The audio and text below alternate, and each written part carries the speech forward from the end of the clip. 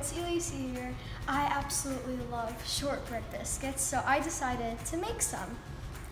The things that you'll need are a roller, a wooden spoon, 250 grams of all-purpose flour, 120 grams of corn flour, 120 grams of brown sugar, and 250 grams of unsalted butter. And you'll also need a 9-inch square pan.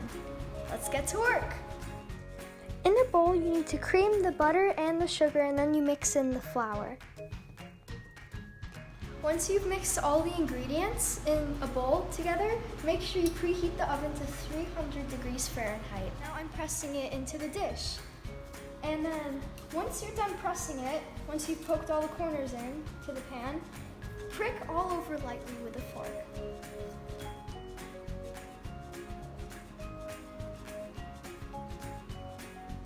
Awesome. And now that everything's done and the oven is ready, I'm just going to pop it open, put the shortbread dough in, and then I'm going to check back in 50 minutes. I'm so excited to eat this.